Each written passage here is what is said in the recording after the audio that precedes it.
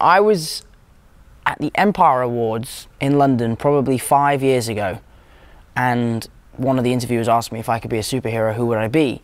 And I say, I'd like to be the Spider-Man after Andrew Garfield. And he says, would you do the reboot of the reboot? And I said, yeah, the reboot of the reboot, maybe in 10 years' time. I would never have guessed that that would first have come true, and secondly, have come true within 5 years.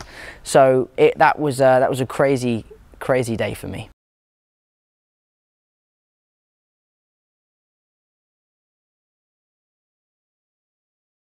One of the interesting things for me is how the movie starts. We sort of go back in time to relive the Civil War splash panel fight from Peter's perspective.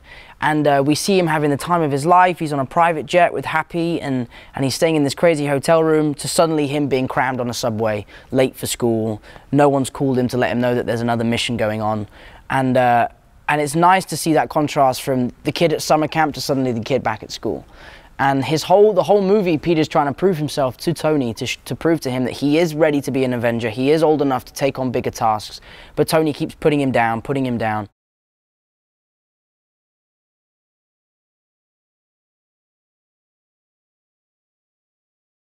This take on Spider-Man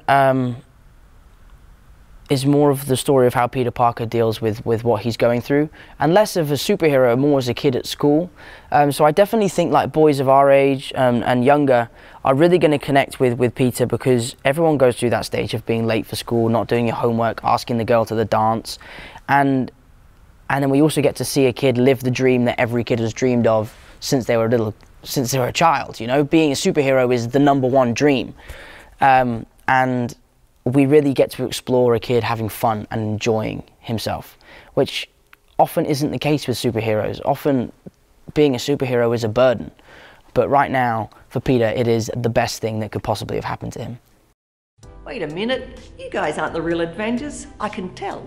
Hulk gives it away. So what did you think of that Spidey video? Did you like it? Now, keeping with the Spider-Man vibe, I've got some interesting facts from the film that might be of interest to you.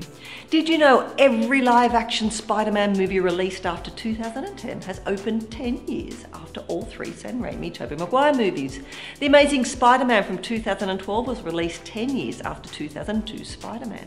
The Amazing Spider-Man 2 from 2014 was released 10 years after Spider-Man 2, which launched in 2005.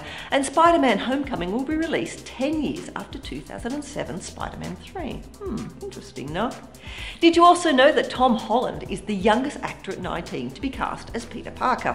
His predecessors Tobey Maguire and Andrew Garfield were 25 and 26 respectively when they were cast. Now, as always, let me know in the comments below your thoughts on the movie, and remember to subscribe and ring the notification bell to always receive the latest trailers the moment they are online. And I'll see you next time.